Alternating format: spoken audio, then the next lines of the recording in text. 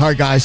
So Dave Wichard's in the studio with me today, which is awesome. Thanks for coming here, Dave. Well, it's an honor to be here for sure. No doubt. So what I've kind of tried to dissect how you've done what you've done, which is nothing shy of, to me, amazing. And, you know, I know a lot of folks don't like saying that, and you don't like hearing it, but it's the truth, okay? But I think, to me, one of the key things I believe helped you get to where you are now is the fact that you chased the heat. Meaning, bro, you were everywhere. Like nonstop, 24/7, 365. And it's been 2 years of your life. So, like, if you give 2 years of your life as fanatical as you did, here's the result, right? So can you kind of go through to you the importance of getting around the heat, getting around the fire? You were in Boca as often as you could be. You were with Sean as often as you could be. You asked questions. You really chased that knowledge. And I try to get people to understand how important that is. And to me, I think one of the reasons is ego that folks don't do it. But it's a no-brainer, if you will, and it's worked for you. Can you go through that with us? Because I love watching it. Well, first of all, it's an honor to be here, an honor to be at FFL and the whole company, and it's just a blessing. And, you know, we were talking earlier about it. I think, you know, having faith is a big thing. I mean, you know, and again, it's not about me. I don't want it ever to be about me. I want to help people. I think when it comes to what we do for work and serving people, if we don't make it about us, we make it about the client. It makes every day okay because you're just serving the client. It's not about you or the income or anything like that. And it makes it a lot easier to go out there with that attitude than making it about you and your situation. Because if you're giving to them, then it's always going to work out. The numbers will work out. And it's the same thing here. I wanted to, you know, I don't know where I learned, my mom, I don't know, lots of different people. But at the end of the day, if I'd make it about me and it was only me, then no one else could do it, right? So it's not. I'm not special other than God made me. And I have a drive in me like that. I was hungry for a long time, but it's just a service attitude that was instilled in me young. I don't know. I guess I saw my mom do it. I mean, we played sports growing up like a lot of people. My head football coach and basketball coach, I learned a lot from them.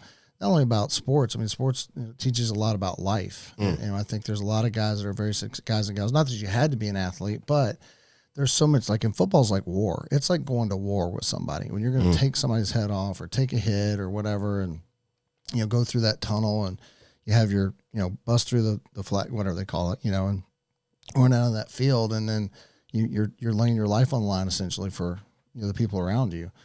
And that's kind of the way I look at it here. It's like, I didn't want to let anybody down. To this day, it's like I had a call from Sean the other day, and I called him back a little bit later because I was on a plane. I couldn't, and I just wanted to tell him, like, man, you know, I'm sorry I let you down. And he goes, no, you're good. Like, you know, but I didn't, like, I mean, it wasn't, I felt I will take responsibility for anything that's in my business or my life, whatever. Because again, it's up to me. Like, and it's easy for people to blame other people, right? But I'm going to it's me as a leader. I'm going to take responsibility if someone on my team fails. Now, what I mean by this, if I've given them the right direction and all that, I whatever happens, I'll take it, you know. And Sean's the same way. Yes, he is. Like, even though it's probably not his fault, he will own up and say, I should have done a better job here, or I should have done this better, or I should have gotten this out there better. And I followed that. So when it came to getting around good people, I've just loved, dude, I've always wanted to be a part of a team. I've always wanted to be around people that cared for one another, would fight for one another, that were positive. And, you know, it goes back to, I guess, my early, like I said, being a part of the team. And so when I had a chance to get out and be around Andrew Taylor, I would do it. When I got a chance to talk to Grady, I would do it. You and I have now forming a great relationship. I'm sure I'll be in Maryland on occasion, or we'll, you know, our wives get along great, which is awesome. And I'm sure we'll spend time together working, but also having a, you know, living life, which is great. Every time, yeah, Sean is one of those things where I just wanted to be around him. I want to learn from him, hear every word he had to say. And, you know, obviously the relationship's grown to a point where it's very, I feel close. But at the same time, he's also going to direct me and slap me around if I need to. So that's fine too. Good news is you don't have to do that very much, because I try to stay narrow. I try to stay focused. I'm working essentially 24/7. And what I mean by this, it's not that I don't sleep, but I don't sleep much because I'm thinking about what we do. I'm thinking about how I can change somebody else's life. I'm thinking about how I can help my agents. There's nights where I go to bed heartache. And you're like, why? Because my agents, maybe they're not winning like they should, or maybe they, can't take care of this or take care of that, because people are going to fail. The thing is, we got to get them through the failure, because you're going to fail. That's part of success. It's how quickly we can get them back up. How can we keep their attitudes up? How can we pull them along long enough so they can figure it out, like Frank has, like Dominic and all that. And so going back to what he was talking about, we had all this stuff laid out in front of us because these guys went through heartache. They went through, not having leads. They went through, when they first came here, crazy stuff with attorneys and all that stuff. Just think about that. Just the fact that the original pioneers, if you will, for FFL, don't go through all that mess. Mark Mead, all those guys. We don't have the opportunity we have in front of us to change our family's life. And to me, that just matters because they laid that foundation. And there's so many other people who have come along since that have fought through it and, taken no's and had debt, all those things to allow us to have the opportunity to change our family's lives. And we need to be grateful for that. And the best way for me to show grateful was to go and work as hard as I could. And if it worked, it was going to work, and it did. And I believed it would. And I continued to move and give it away, gave away the comp. I mean, if our whole standard is, hey, we're not going to steal people's money, then why would I do it? I mean, that's what I heard. So 5% is all I needed, guys. I'm just saying, I don't need 20% or anything like that. We're stealing money, I believe. So 5, 10, fine, whatever. Yeah. Get with your mentor, listen to them. And I just followed what Sean told me to do and worked really hard doing it. And I would get around him anywhere I could. Anytime if you get Road to Integrity, do it. If you get the Road to Hall of Fame and he's there, do it. Any chance you get just to listen. And by the way, I have like every recording, I think. But by the way, Sean, I don't give it out to anybody. But every call that he did with Andrew Taylor prior to him doing the Instagram, I still have them. Sure. As long as they still play, they're on my phone. And I try to get every call every week, no matter what he's talking about. He was talking about me and beat me up, I'd still listen to it. That's right. And I'll listen to it 5 times because I want his mentality. Right. And Frank was talking about this earlier, guys. And I think Nick told me this, but he's like, pick somebody, if it's Frank that you relate to, if you like how his voice, what he's talking about, his energy, whatever. If it's Paul McLean, he's a great teacher, but maybe it's Andrew. But if it's somebody you just want to, act like a crazy man like me and listen, whatever. I'm just saying, like, find some people you relate to and go watch all their stuff, and then turn around and find somebody else and do the same thing. And anyway, I don't know, just some things I'm talking about. So, well, I know, I love it. And here's the kicker, right? So I always tell people, you start getting around Sean, you're going to win, like win. And some people go, well, Sean doesn't call me or doesn't answer my phone, doesn't call me back. I go, yeah, you need to work harder. So like, it's yes, get around the fire, but you weren't willing to not have that, which means what? You don't sleep much. You're running like a maniac. You're giving comp away because that's how we do it. You were a Hall of Fame producer. All of the key ingredients to this, you did, and you did it at a higher level, which Sean couldn't ignore, right? You stacked that deck in your favor. So it's not just going, hey, I want to get around, because there's 15,000 agents that would all love to get on a jet and fly around and be able to ask questions and get that time because it's priceless. You have to, you picked your head up and you were noticed by the amount of activity you did, which is, to me, I think it's a beautiful thing. And you're right, Sean's tough. He can be. You've played football. Was your coach a softie? No. I've coached football for 17 years. My kid, now, am I always a hard butt? No. But like, when it's time to be, they respond. You know what I mean? So it's like, and they know I love them, and they respond because they know I love them, right? Sean's the same way.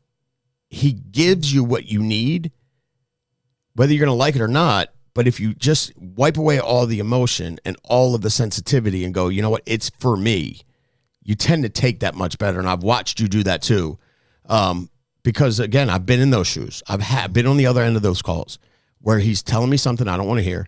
I'll tell you a story. This is funny. So back when in 2000, I want to say 14, we did our very first meeting FFL's very first meeting was in Baltimore. And, again, we had the lawsuit because that just got announced, and we didn't have leads, no CRM. And I'm like, who's going to pay the hotel room, And Sean's like, I'll do it. I'm like, well, I mean, I can help. I don't got no money. He's like, yeah, welcome to our world. We none of us had any money. We just had to go sell. So after the first meeting, he's like, I'm not doing this every month. Go get an office. I'm like, huh? Because I used to work out of my basement, right? Real big business out of my basement. So I said, okay, I went and got the office. So the next month he comes in, we did the meeting, and he's in my office, and it's just him and I. Okay. And he goes, let me ask you a question. I'm like, yeah, what's up? He's like, do you want to see your daughter get married? I'm like, I never wanted to get married. He's like, no, I get it. Me neither. But if she decides to, would you like to be there? I said, yeah. Why? He goes, well, if you keep going the way you're going now, you're going to die because you're fat. You need to lose some weight. And dude, most people would like crumble. Did it hurt? I mean, it didn't hurt because I knew I was. Like, I looked in the mirror every day. I go, yeah, I'm fat. So it's not like he was telling me anything I didn't know. He just loved me enough to go, dude, like, serious. And then he goes, like, seriously, bro, like, I love you. Don't you want to be around to see all this stuff when FFL gets to $1 billion? When FFL, you know what I mean? Whatever the goal was back then, don't you want to be around to enjoy it? Like, it's unhealthy. Knock it off.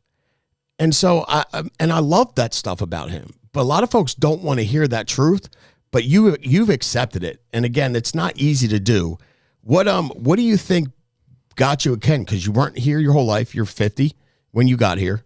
So you've been through a lot of stuff to get you there. But what allowed you to allow another man? Because that's the thing. I'm a man. You disrespect me. What allows you to have another man tell you the truth and you not take it personally? Well, the first thing is I know he prays. I know he reads the Bible. And so I can follow someone like that. I know he works really, really hard. After spending time with him, I also saw how he treated his kids. So I learned so much from him in that way. And I just believed. And, he was watching me. It was funny because he said, I watched Dave. And I watched Dave. And because he's not going to let you in and get that close to you until he really knows. Like, is this guy real? Is this guy whatever? Right? And I think the same thing for me. Like, it was not that I doubted him, but I think subconsciously, whatever, I was watching him too. Sure. Like, and once I saw him, and I mean, for me, it was really over when I saw him with Pastor Matthew. I mean, a couple months in, like I literally was just starting, and him giving back and saw his heart. That was when it was over for me, as far as I can follow that guy. And then I just kept learning and learning and learning, and I knew he wasn't going to steer me wrong. So, and he has. I mean, if he made a mistake, he would admit to it. Yeah, that's right. But he doesn't make many. I mean, no, he doesn't. Because everything he does is intentional. He's trying to help people. He wants to grow. The message is not changed. Let's save the agents. When I say this, give them the comp they deserve. Let's give them all the different systems that they can to win. Let's get higher comp. Let's not keep it. It's not ours. We're not stealing it. Let's help them win. It's good for us. It's good for the company, and it's good for the the client. And all those messages are still the same. They don't change. He just gets better. Right. Better and better every day. So I wake up every day to try to work on getting better myself every day, whether it's reading more, listening more podcasts, working harder, being up here around Frank and Dom. I mean, I'm learning all the time. I think if you're involved in this and you just love what you do, you're going to learn by just being around great people. And that's what we have here at FFL. And the best of the best. I mean, they come here and we work together and we work hard together. We look out for one another. It's a family, and we all have. There's people that have issues. I mean, I haven't been here long enough to really deal with all that. I just kind of keep moving, but I mean, I'm sure there are. I just want everybody to win. I'm kind of like Sean, so it's easy to follow somebody that wants everybody to win. No doubt. And here's the deal: if you're not doing the things that get the attention, there are plenty of people that can give you that information, because there's plenty of people that have been mentored personally by Sean. Yep. So maybe you go, all right, sometimes you have to work a little harder to get to where you want to get to. So maybe that's reaching out to the board member that's on your team, and then reaching out to the next person. And then maybe it's Sean, maybe it's a 3-step process, right? And you didn't come out the gate Sean's golden child, right? Like, nobody does. He trusts and respects motion. So I hope this helps, guys. I greatly appreciate you, Dave. Yeah, appreciate you. you know, until next time, make it a big week, guys. Let's go.